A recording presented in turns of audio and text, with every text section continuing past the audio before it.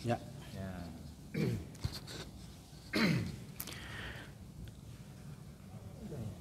Assalamualaikum warahmatullahi wabarakatuh. Waalaikumsalam warahmatullahi wabarakatuh. Da'awna nashkurullah alladhi haraka qulubana wa haraka ukulana hatta namnahal quwata lil qiyam bihadal hadas. Let us thank the Almighty who has stand our heart, move our mind so that we were given the power to perform this event. Hayu orang sasarengan muji puji syukur ka Gusti Nu Maha Suci anu parantos maparengan kakiatan anu parantos ngagerakeun kolbu urang, ngagerakeun pikiran urang kulantaran kitu orang di pasian kakiatan kanggo ngalaksanakeun dauhna. Dauhna mah bahasa Jawanya, perintahnya. Ya. Jadi kita membahas tentang 7 grup WA yang ada di surga, gitulah judulnya. 7 grup yang ada di surga. Nah, yang pertama adalah grupnya orang-orang benar. Nah itu sodikin, wassodikina wassodikot. Ya. Orang-orang yang benar, orang-orang yang sabar. 2, orang-orang yang husu. Orang-orang yang bersedekah, ya, kemudian orang yang berpuasa, kemudian orang yang menjaga kemaluannya. Ya. Hafid itu memelihara tuh, kalau hafid Qur'annya memelihara hafalan Qur'an. Kemudian yang berzikir, Menyebut nama Allah. menyebut nama Allah. A'adallahu lahum magfirata wa ajran adima. Untuk mereka Allah telah menyiapkan ampunan dan pahala yang besar. Maksudnya surga. Jadi semua manusia tuh ada peluangnya untuk masuk surga gitu. Siapapun dirinya. Orang kaya, orang miskin, jenderal yang berdiri di atas jembatan, gembel yang tidurnya di kolong jembatan. Jadi semuanya jadi adil Allah Subhanahu wa taala itu. Itu kalau kaya miskin hina papa mah status di dunia. Nanti kan di akhirat itu lebih panjang perjalanan kita. Khalidina fiha abada. Ya, kekal di dalamnya dan tidak ada ujungnya. Gitu. Cuma membangun keyakinan dulu yang penting bahwa surga neraka itu ada enggak gitu. Itu yang penting. Nah, kadang kita hidupnya ya apa jari gebrage-bae kan. Nah, itu harus itu. Kalau keyakinannya sudah terbangun maka yang lainnya mengikuti. Lalu bagaimana caranya? Ya perenungan ya. Orang-orang yang baru masuk Islam itu banyak sekali yang masuk Islam karena perenungan. Ya. Perenungan tentang alam semesta. Bagaimana misalnya tumbuh-tumbuhan dari tanah yang sama kok bisa ada buah, ada mangga, ada pisang dan sebagainya. Itu sumber makanannya sama dari tanah. Pasti tidak dengan sendirinya. Itu ada yang mengaturnya, gitulah cara berpikirnya. Termasuk manusia itu suaranya enggak ada yang persis sama tuh. Sedunia tuh. Beda. Iya. Jarang ya sama. Ya. Ya enggak ada kalau sama persis. Kemudian yang ketiga itu sidik jari itu. Makanya sidik jari dijadikan patokan. Enggak ada itu yang sama. Mata juga ya. Ya, jadi ketika orang ditemukan misalnya sidik jari dengan pasti ketemu tuh KTP-nya siapa. Bangga. Jadi dibaca dulu satu ayat. Nah, ini satu garis tuh satu ayat saja supaya napasnya. Ini. Nah, ini di akhir baca kita ini namanya mad arid li sukun. Mad arid li sukun itu mad tabi'i bertemu dengan huruf hidup yang dibaca waqaf, dimatikan. Itu seperti innal muslimina wal muslimat. Nah, ini 6 harakat. Maknya itu kan mad tabi'i, tapi menghadapi huruf hidup. Apa yang dimaksud dengan huruf hidup itu? Huruf yang ada tanda bacanya, ada harakatnya, ti itu. Jadi dimatikan. Innal muslimina wal muslimat. Nah itu 6 harakat. Tapi bisa 2, bisa 4 ya. Kita ini samakan aja 6. Nah kalau 6 tuh 6 semua tuh. Oh gitu maksudnya. Jangan yang ini 2, yang ini 4, yang ini 6. Itu aturannya harus sama. Sama seperti surat Al-Fatihah itu semua akhir ayatnya itu adalah mad arid li sukun. Jadi kalau mau pakai 2 ya 2 semua. Dari ayat 1 sampai ya, kalau 4, 4, 6, 6. Oke, monggo Mas. Dibaca. Semua sampai selesai. A'udzu billahi minasyaitonir rajim. Bismillahirrahmanirrahim. Innal muslimina wal muslimati wal mu'minina wal mu'minati wal qanitina wal qanitat was-sadiqina was-sadiqati was-sabirina was-sabirati wal khashi'ina wal khashi'at wal mutasaddiqina wal mutasaddiqati was-shaimina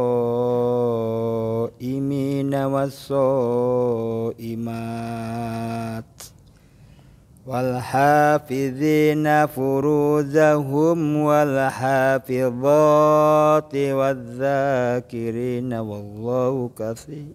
Tuh daripada nggak sampai kata saya itu sebaris-baris aja. Baris-baris saja. Wal hafizina.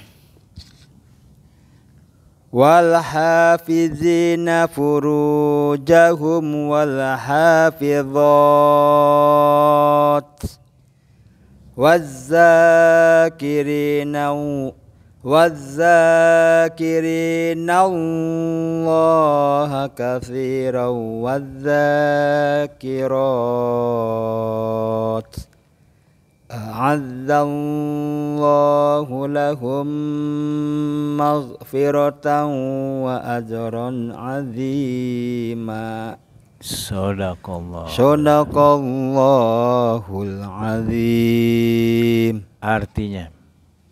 Artinya innal muslimina wal muslimat, sesungguhnya muslim dan muslimat, wal mu'minina wal mu'minat, mukmin dan mukminat, wal qanitina wal qanitat, laki-laki dan perempuan yang taat, was-shadiqina was-shadiqat, laki-laki dan perempuan yang benar, was-sabirina was-sabirat, laki-laki dan perempuan yang penyabar, wal khashi'ina wal khashi'at, laki-laki dan perempuan yang khusyuk, wal mutasaddiqina wal mutasaddiqat, laki-laki dan perempuan yang bersedekah, was-shaimina was-shaimat,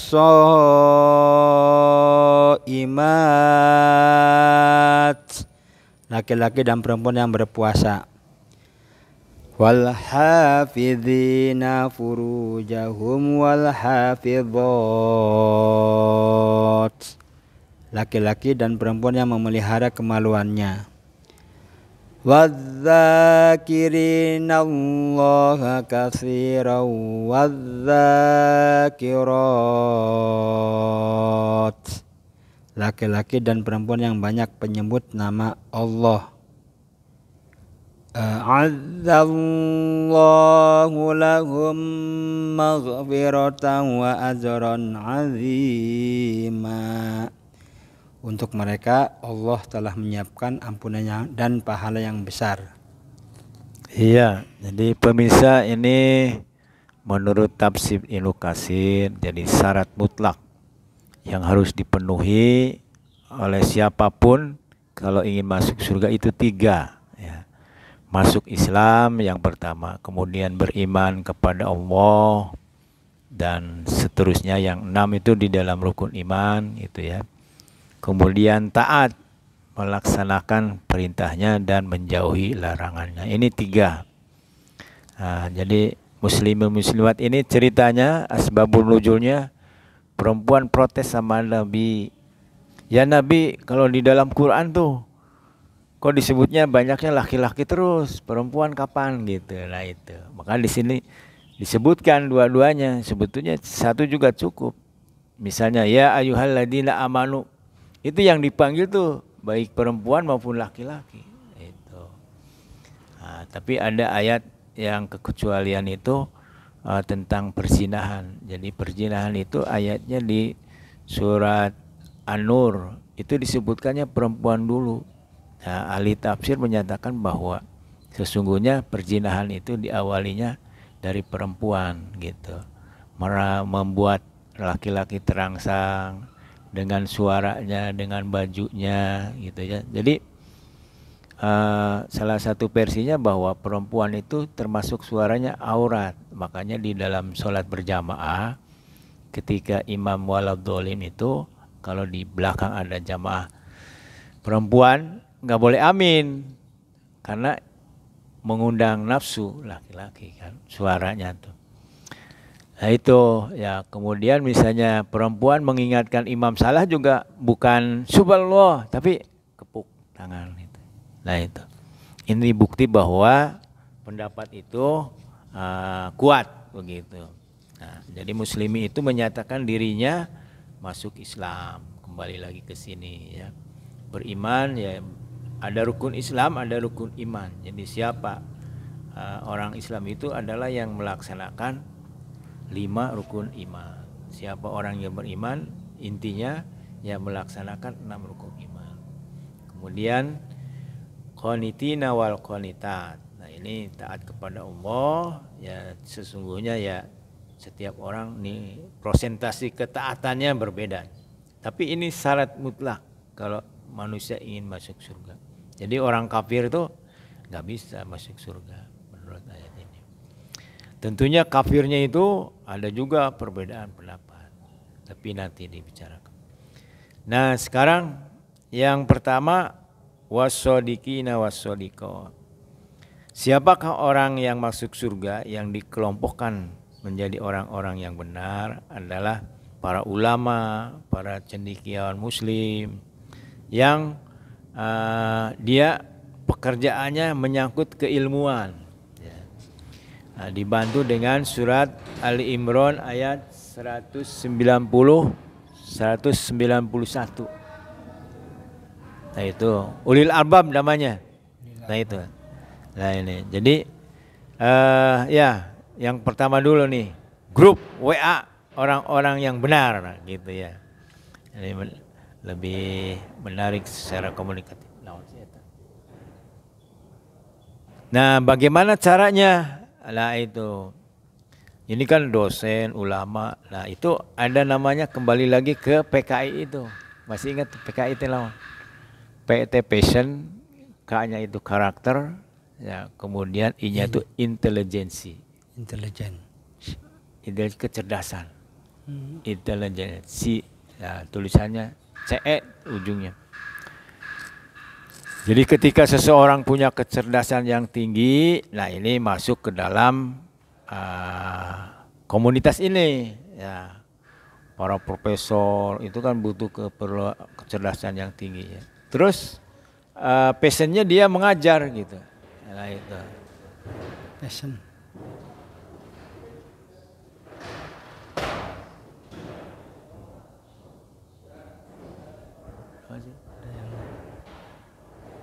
Nah itu ya.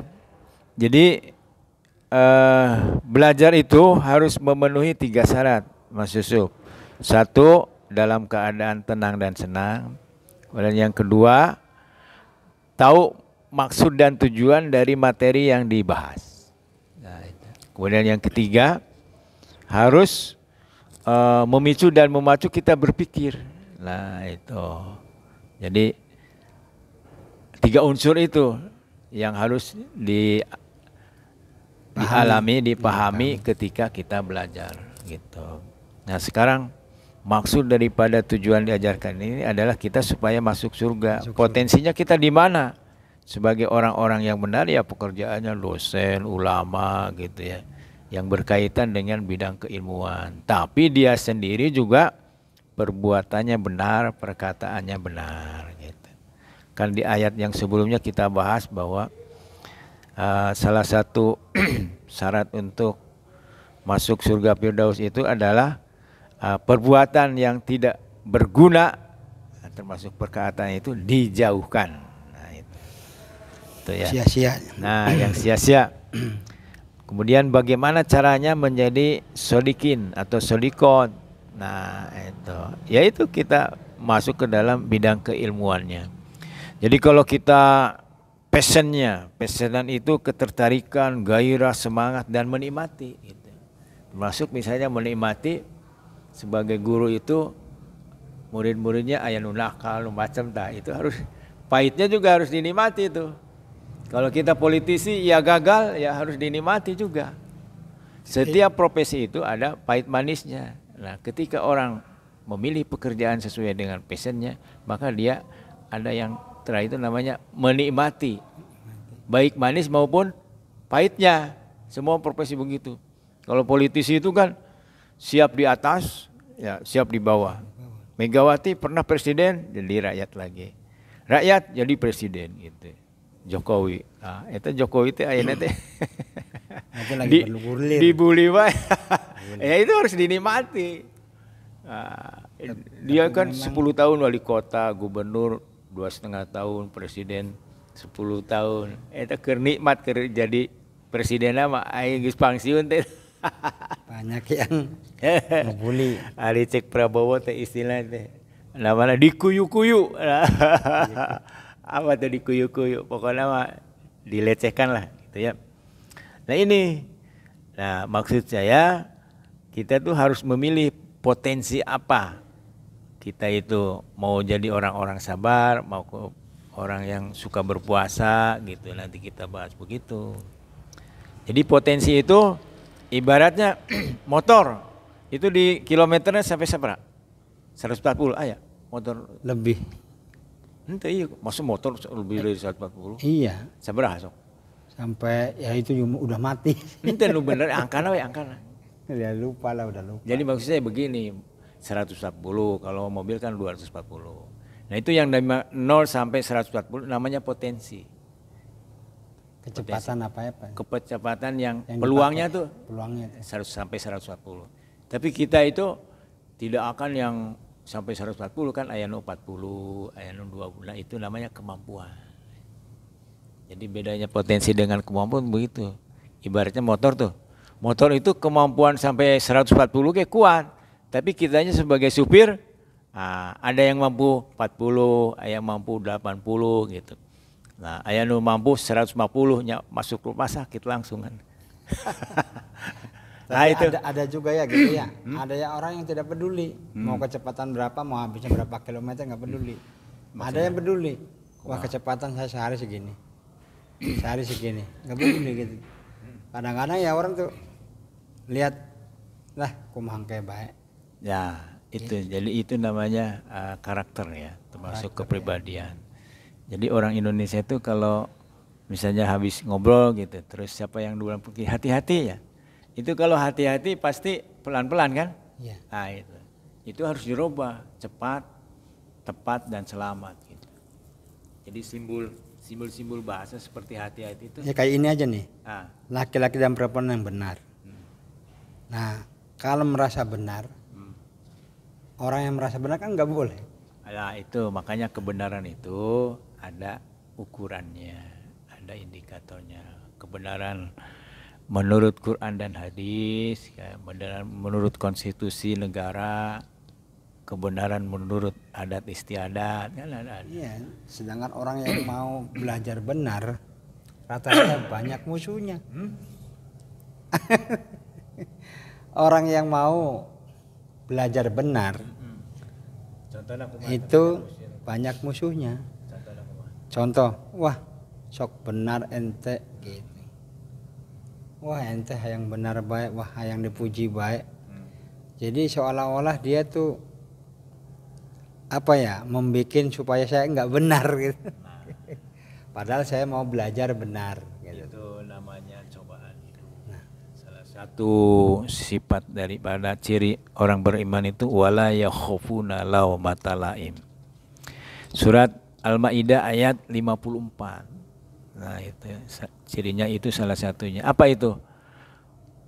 Ciri orang beriman, salah satu cirinya adalah tidak takut celaan terhadap orang yang suka mencela. Nah, berarti tindakannya sabar, Ya itu teguh itu. teguh. Dan Jadi sabar itu ada 5. Anda sih ingat beli cirinya sabar, teguh. Teguh. Nah, Ya. itu teguh teh 20% guys teguh. Teguh itu kokoh dalam pendirian. Kemudian tekun. Ya, tekun itu tidak mudah bosan, selalu memperbaiki hasil pekerjaan, selalu memperbaiki ilmunya. Itu tekun tuh. Nah, yang terkenal tekun itu orang Jepang. Sekarang orang Jepang itu membuat mobil bahan bakarnya dari air. Nanti bisa mengalahkan yang dari listrik. Sama enggak dengan tekun tuh istiqomah, bukan? Beda, istiqomah mah ini langgeng. Istiqomah itu tetap. Tetap ya. Mm-mm. Oh beda ya. Jadi beda. Nah itu. Yang ketiga ciri orang yang sabar itu adalah takbah, berlapang dada ketika sesuatu yang menyedihkan itu datang kepada kita. Itu seperti beol tuh, kehilangan tapi kita pas Ikhlas. gitu. Dan enak lagi kalau Plong gitu ya. Nah itu karena meyakini bahwa itu sebagai tangga untuk meningkatnya keimanan ketakwaan gitu. Asalu amala. Mengapa Allah menguji manusia itu asalu amala? Untuk meranking siapa yang lebih baik amalnya. Ukurannya apa? Ukurannya apakah amalnya itu berdasarkan Quran dan hadis? Pertama, yang kedua keikhlasannya. Nah, ikhlas itu baik terkabul atau tidak terkabul keinginannya dia menerima. Nah, itu namanya ikhlas. Meyakini bahwa itu terbaik pada saat itu. Begitu ya. Kemudian tahapan dan yang terakhir adalah tegar, tidak mudah menyerah. Pokoknya kalau orang sukses, insya Allah pasti orang sabar tuh pasti sukses karena 5 hal itu dimiliki. Itu. Tegar. Nah, kembali lagi ke sini. Nah, saya tanya nih, Mas Yusuf, potensinya di mana nih kira-kira Mas Yusuf nih? Dari 7 itu. Kan tadi udah dibacainnya. 7 itu hampir ada semua. Enggak yang paling tinggi nilainya Iya. kira-kira apa. Jadi ini pemirsa ya, kita dimasukkan kelompok mana itu tergantung pada nilai tertinggi dari kita. Misalnya semua dilaksanakan. Ahli tafsir lain kalau mau masuk surga ya 10-nya dilaksanakan. Nah itu. Iya. Nah maksud saya yang 7 itu potensi terbesarnya apa begitu ya. Kalau misalnya sodikin wa sodikot itu kan misalnya ilmunya harus tinggi ya. Atau bagus tuh ada ketika air mengalir itu pasti dari atas ke bawah. Nah kalau kita pengen apa namanya didengar orang ilmunya harus lebih tinggi dari orang lain gitu. Di antaranya itu. Nanti dalam bab lain kita bahas. Saya apa namanya coba sekali lagi atau belum tak gitu. Udah sih, cuman dari sini aja dari komunitas 1 sampai komunitas 7 itu. Yang paling mungkin tuh. Iya, yang masuknya ke mana itu? Satu itu, sedangkan ini aja Yang paling tinggi laki-laki dan nilai. perempuan yang benar. Itu saya juga lagi belajar gitu, lagi belajar benar. Nah, Sampai masuk ke komunitas Asyifa. Asyifa. Iya. Asyifa itu untuk belajar benar. Gitu. Sampai kumpulan-kumpulan kiai yang dari mana-mana masuk situ. Nah situ jadi Ngajarin ilmu enggak? iya ilmu juga sama. Enggak, maksudnya Mas Yusufnya sekarang sudah punya murid. Murid itu bisa offline, bisa online. Tuh, ini dengan masuk ke video ini sudah punya murid. Muridnya siapa? Yaitu yang menonton gitu. Nah, itu. Nah ini selingan dulu ya. Jadi Mas Yusuf kan sudah banyak nih materi yang kita bahas. Ini yang paling tek tuh materi apa. Nanti dikuasai. Penguasaan materi itu dibuktikan dengan bisa bicara untuk 3 menit satu judul tuh. Iya. Dengan judul yang sama bisa untuk 3 menit, 15 menit, 1 jam, 3 jam juga. Jadi orang tuh bisa merangkum juga bisa menjabarkan. Kalau merangkum tuh dari banyak intinya apa? Nah itu namanya merangkum. Misalnya Quran itu berapa ayat tuh? 6.600 sekian ya, 66. Ya. Itu kalau diringkas cuma 7. Apa itu? Al-Fatihah. Itu maksudnya. Nah Al-Fatihah itu dijabarkan ya seluruh Quran. Nah, gitu. Tapi kalau yang setengahnya Quran, surat Al-Ikhlas. Kalau membaca surat Al-Ikhlas itu sama dengan membaca setengahnya Al-Quran. Nah itu setengah. Setengahnya. Nah, setengah itu beda dengan intisari, ya rangkuman. Jadi ya bisa dari berbagai sudut pandang. Kemudian kalau diringkas lagi Al-Fatihah itu bismi aja. Bismi. Dari bismillahirrahmanirrahim itu kan bismi. Jadi dengan nama Allah itu artinya yang kita kerjakan itu ada perintahnya.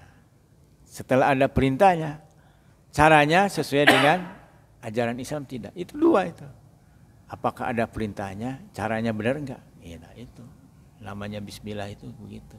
Jadi di samping kita menyebutkan bismillah, tapi dipikirkan dulu apa yang mau kita kerjakan tuh ada enggak perintahnya dari Allah. Misalnya mencari nafkah ada perintahnya. Caranya bagaimana? Harus yang halal, enggak boleh nyogok, enggak boleh gitu.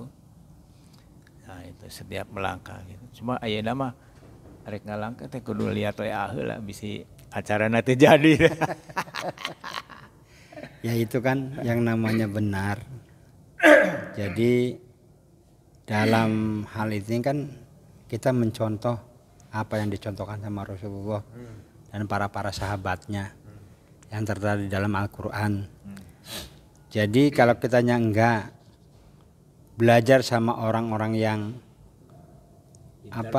pinter atau berilmu, itu kan kadang-kadang kejeblos, terdampak, akhirnya kita ibaratnya jadi nggak benar gitu. Nah tujuannya satu kan untuk menjadi orang benar itu dalam keturunan, dalam bisa mendidik istri dan anak gitu. Nah itu untuk menjadi benarnya kan mencari nafkah yang benar dan yang halal gitu. Nah misalkan dari semua contoh halal kalau kita ditelusurin itu tidak ada yang halal. Cuma yang halal cuma air hujan aja. Ya tujuannya gitu. Satu misalkan saya sebagai profesi tukang cukur, ada orang yang pedagang minta cukur, sedangkan itu pedagangnya nggak benar, uangnya dari hasil nggak benar, main timbangan, mestinya itu 9 on, domongnya 1 kilo. Nah itu posisi kayak gitu pas membayar cukuran halal apa enggak? Kalau dilihat dari asal muasal uang. Iya kita sih kan maksudnya tidak tahu asalnya begitu. Jadi kalau kita sesuai dengan tarifnya ya halal gitu. Halal ya. Iya. Kecuali dengan misalnya tanya dulu uangnya dari mana ini lah gitu ya. Gitu. Kalau kita tidak tahu sih masa semua orang ditanya ini. Makanya itu. Bingung kalau misalkan gitu bingung. Jadi kita inilah kayaknya bahwa yang dimaksud dengan komunitas orang-orang benar itu yang bergulat pekerjaannya di bidang ilmu begitulah. Ya, ilmu apa saja, ilmu agama, ilmu umum. Tapi kan kembali lagi ke atas itu 3 syaratnya harus dicukupi yaitu muslim, mukmin dan orang yang taat gitu. Taat ya. Nah ini kita bahasnya itu satu. Jadi kalau belajar tuh apa yang dimaksud dengan orang-orang benar? Mengapa kita harus menjadi orang benar? Karena ingin masuk surga gitu kan. Bagaimana caranya? Ya kita menuntut ilmu. Ilmunya apa? Nah itu tadi ada karakter, ada intelijensi, passion gitu. Jadi intelijensi itu teorinya Howard Gardner, ada 8 kecerdasan. Kita tuh senangnya apa? Bahasa, kemudian kinestetik dan seterusnya, ada 8 begitu. Nah, termasuk ngajaran renang. Kalau benar ngajaran renangnya nggak apa-apa, itu termasuk dalam bidang ilmu juga. Ilmu apa saja, teori, praktek gitu. Itu ya. Nah, itu bagaimana caranya memilih suatu disiplin ilmu yang sesuai dengan kecerdasan yang ada di dalam diri kita, begitu. Iya. Ini yang pertama ya. Wassodiqina wassodiqon. Kemudian yang kedua wassobirina wassobirat. Nah, ini sabar itu sudah banyak kita bahas. Arti di dalam Al-Qur'an yaitu allazina iza asobathum musibah qalu inna lillahi wa inna ilaihi raji'un. Itu pengertian orang sabar. Wa basyiris sabirin, dan sampaikan berita gembira kepada orang-orang yang sabar. Jadi makna daripada allazina idza, orang-orang yang apabila ditimpa musibah, dia meyakini bahwa itu hak Allah untuk mengambil dan untuk memberi kepada kita. Jadi tafsirnya tuh kita tuh harus seperti tukang parkir, hanya ketitipan. Nah, orang sabar itu ketitipan dari Allah. Ya, kehebatan tangan, punya bela diri seperti Mas Yusuf, itu titipan. Ahli bela diri dikasih stroke, udah. Nah, itu. Artinya kebolehan, keahlian bela diri itu dicabut sama Allah, itu hak Allah gitu. Nah, itu kalau kita berprinsip seperti itu atau sudah punya keyakinan yang kuat, hidupnya akan bahagia. Tadi udah dibahas tuh 5 ciri orang sabar. Kemudian di dalam tafsir Ibnu Katsir, jadi kalau tafsir Ibnu Katsir itu tafsir yang diakui semua golongan di dunia. Umum. Iya, tidak ada yang menolak. Meskipun nilai kebenaran kan ada aja. Tapi secara umum itu pasti rujukan pertama itu orang. Artinya apa Ibnu Katsir? Nama orang. Oh, nama orang, Katsir namanya. Iya, Ibnu Katsir namanya. Ibnu Katsir. Iya, nama orangnya dinisbahkan kepada nama. Itu nama orang. Wah, itu sudah diakui. Jadi tafsir yang meliputi tinjauan dari berbagai aspek kehidupan. Ibnu Katsir. Nah, itu Ibnu Katsir ya. Di dalam Ibnu Katsir itu dijelaskan bahwa pada waktu Rasulullah hidup itu ada namanya Ummu Salamah. Ya, Ummu Salamah itu terkenal orang yang meyakini betul bahwa kalau dia kehilangan barang, maka Allah akan mengganti barang yang lebih hebat dari yang kehilangan. Itu sudah dikenal sebagai orang seperti itu. Nah, dengan keyakinan seperti itu, maka ketika kehilangan sesuatu tidak akan sedih berlarut-larut gitu. Kalau sebentar nggak apa-apa, namanya manusia. Karena yakin itu. Nah, kalau kita misalnya seperti Ummu Salamah, ya ketika musibah itu datang maka dia dengan tenang, bahkan punya harapan sama Allah akan mengganti sesuatu yang lebih hebat lagi. Kejadiannya apa itu Ummu Salamah? Nah, Ummu Salamah itu punya suami namanya Abu Salamah. Abu Salamah itu syahid di medan perang. Itu yang dicintainya kan suaminya tuh. Setelah meninggal maka ada masa iddah. Masa iddah itu tidak boleh kawin lagi selama 3 kali haid, ada 4 kali haid ya. Karena cerai atau karena kematian. Itu ada yang 3 haid, ada 4 haid. Nah, ketika sudah masa iddahnya habis, Rasulullah SAW dengan para sahabatnya didampingi melamar. Gitu. Ummu Salamah itu orang biasa. Kalau Rasulullah itu waktu kepala negara kan, ya Ummu Salamah, aku ingin melamarmu. Kayaknya nggak percaya saya jadikan istri Rasulullah kepala negara lagi. Ya Rasulullah, aku tidak pantas menjadi istrimu karena 3 hal. Yang pertama, aku sudah tua. Yang kedua, aku banyak anak. Dan yang ketiga, aku ini pencemburu buta. Apa kata Nabi? Engkau sudah tua, aku pun sudah tua. Engkau banyak anak, jangan khawatir. Anakmu akan menjadi tanggunganku ketika engkau menjadi istriku. Pencemburu buta, butanya hilang. Jadi pencemburu yang biasa, normal.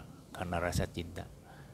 Nah, terbukti Ummu Salamah itu kehilangan Abu Salamah yang dicintainya. Ya, hilanglah karena meninggal ya. Nah, lalu Allah mengganti dengan orang yang lebih hebat dari Abu Salamah, yaitu Rasulullah SAW. Begitu. Ini ada di dalam tafsir Ibnu Katsir. Seperti itu. Nah, kalau kita punya keyakinan seperti itu, maka ketika sesuatu musibah itu datang, ada harapan Allah akan memberikan sesuatu yang lebih hebat dari yang hilang itu. Itu sobirin. Ya harus dilatih. Menjadi orang sabar kan harus dilatih. Nah, kata ahli tafsir itu, kebanyakan orang itu diuji dengan syukur atau sabar ya, bisa sabar bisa syukur. Nah, kalau sabar itu kan karena sesuatu yang tidak menggembirakan, itu lebih kuat. Contohnya orang sakit jadi ingat sama Allah. Lebih dekat ke ikhlas bukan? Sama ridho. Beda. Apa namanya penyabar tuh? Beda. Nah itu. Jadi kalau orang diberi kelebihan itu sulit bersyukur karena apa? Merasa bahwa apa yang dimiliki oleh dirinya itu hasil perjuangan dirinya. Tidak ada bantuan dari Allah. Gitu. Makanya kalau kata ahli tafsir itu, orang jarang yang kuat ketika diberi kelebihan. Tidak bisa bersyukur karena merasa bahwa itu hasil perjuangan saya. Begitu. Timbulnya apa? Sombong. Ujub seperti itu. Takabur ya. Ini ya. Nah itu. Sabar itu terbangun oleh proses latihan yang panjang setiap orang. Betul. Gitu. Nah itu kan harus diuji itu. Kemudian nah ini khosi'ina wal khosi'at, komunitas yang ketiga. Khusyuk. Ini di sini juga dibahas tuh, khusyuk itu. Khusyuk itu dijelaskan di dalam Al-Baqarah ayat 46. Barangkali ingat. Alladzina anahum mulaku rabbihim wa anahum ilaihi rajiun. Itu intinya adalah orang khusyuk itu orang yang meyakini bahwa dia itu akan kembali, ya, akan kembali dan bertemu dengan Allah. Itu pengertian khusyuk. Kayak dicari biar sisa. Udah dibahas.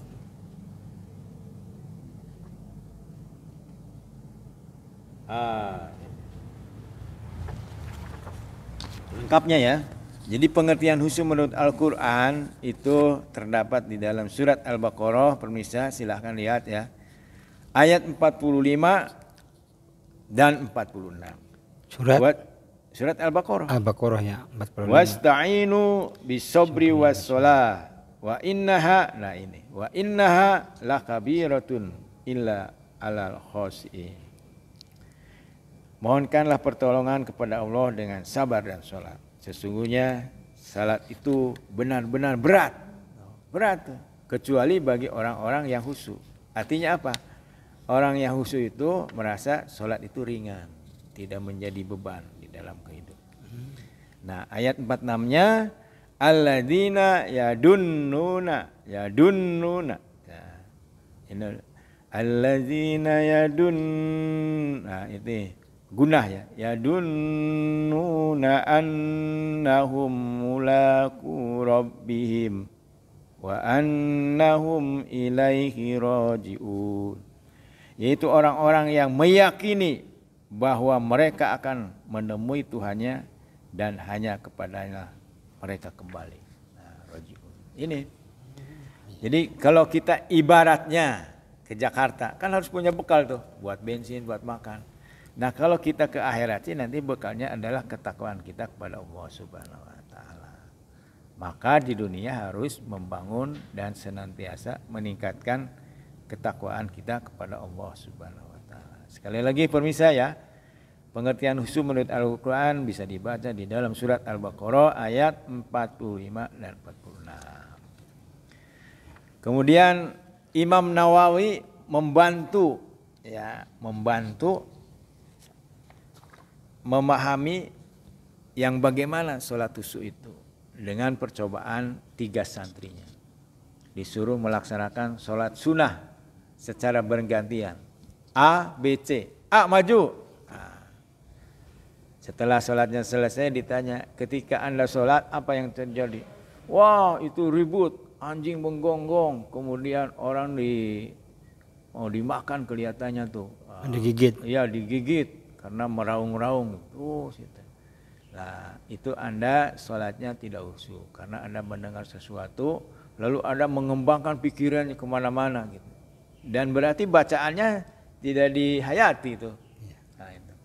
Kemudian maju B. Ditanya, ketika Anda sholat apa yang terjadi? Nggak ada apa-apa. Padahal ada motor tuh meraung-raung gitu ya, tarik. Anda bukan khusyuk, ada namanya tuli. Karena ketika Anda sholat ada orang mengeraskan motornya. Satu lagi C. Apa yang terjadi ketika Anda sholat? Itu ada anak menangis. Terus gimana anaknya? Nggak tahu. Nah, ini C itu yang khusyuk. Jadi khusyuk itu bukan berarti seperti orang yang tuli tidak mendengar apa-apa ketika sholat, tapi hanya mendengar dan tidak meneruskan apa yang didengarnya, tidak mengembangkan pikirannya. Mengembangkan sugesti. Ya udah, pokoknya terdengar udah kembali kepada bacaannya. Oleh karena itu bagaimana supaya kita sholat khusyuk, diantaranya adalah mengerti apa yang dibaca. Nah, imam yang bijak itu bagusnya itu apa namanya, tong loba ting ganti gitu, dijelaskan. Ini seminggu mah iya baheula tuh, supaya minimal intisari yang dibaca itu oleh imam, oh iya tentang ini gitu ya. Nah, itulah membantu orang khusyuk sholatnya. Itu. Jadi sekali lagi, apa itu khusyuk? Mengapa kita harus khusyuk? Karena kita harus menjadi manusia yang diterima di surga oleh Allah Subhanahu wa taala. Bagaimana caranya? Yang tadi. Kemudian sedekah ya, wal mutasaddiqina wal mutasaddiqat. Nah, ini ada surat Munafikun ayat 10. Munafikun itu surat ke-63. Intinya adalah bahwa banyak orang yang sudah masuk alam kubur itu menyesal. Pengen balik lagi ke dunia, apa yang disesalinya itu kurang sedekah.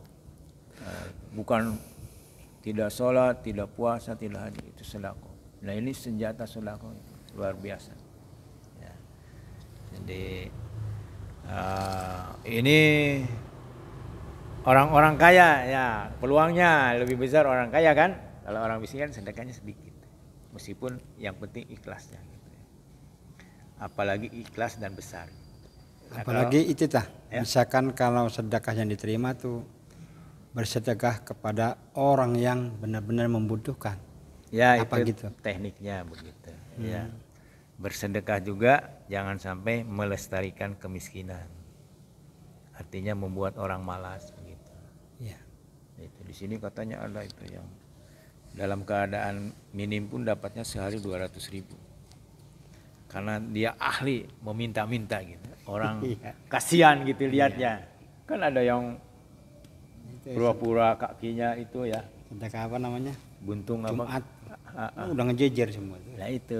Jadi kalau menurut saya itu memberi yang tidak mendidik ya, harusnya minimal tuh apa namanya, ada syarat gitu ya. Ya, jangan begitu saja. Kalau Nabi kan mengajarkan itu supaya dikasih apa namanya, kailnya bukan ikannya, maksudnya cara mencari uangnya diajarkan. Iya. Kalau giobay banyak terus-terusan. Ini ya sedekah ya. Nah itu ayatnya ada tuh, Al-Munafikun, surat Munafikun apa Al-Munafikun, surat ke-63 ayat 100.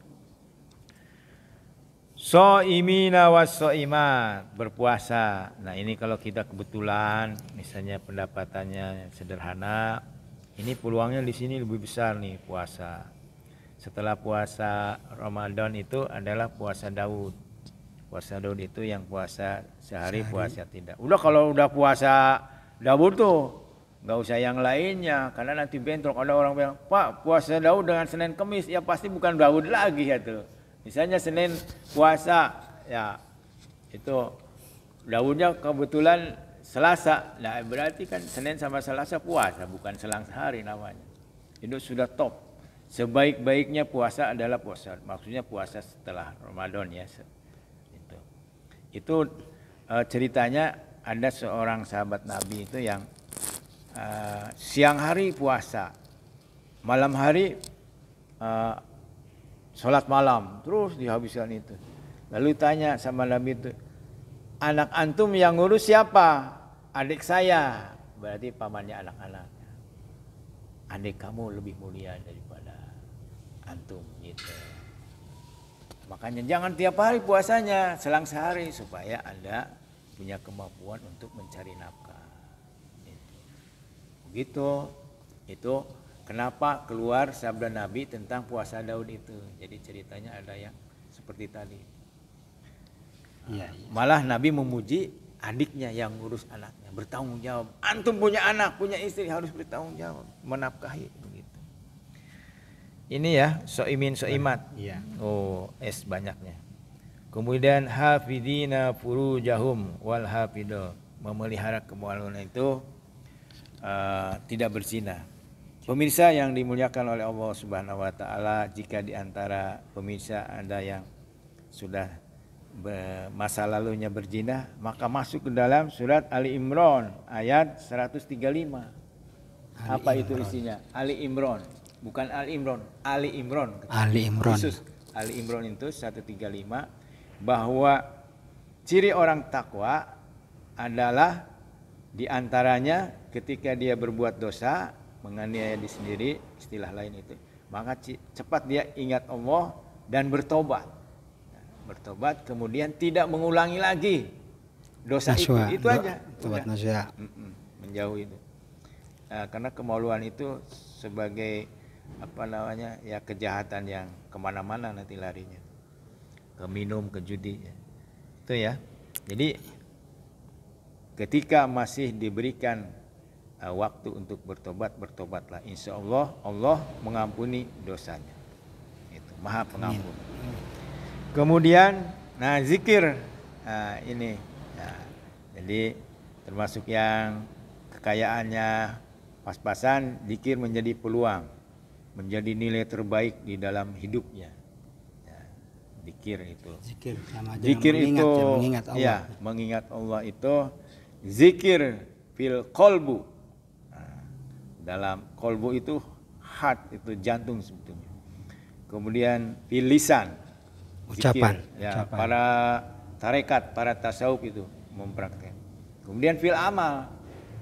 Apa yang dimaksud dengan fil amal adalah segala amalnya itu sesuai dengan ketentuan Allah Subhanahu wa taala, kembali kepada tadi bismillah. Bismi itu ada perintahnya, caranya benar gitu. Yang kita kerjakan. Caranya benar ya. Caranya benar. Nah, itu ditutup oleh a'adallahu lahum maghfiratan wa ajron azima. Ini kalau kita masuk ke dalam ini maka surga di tanganmu gitu. Ini yang dimaksud dengan wa ajron azima, itu pahala yang besar adalah surga.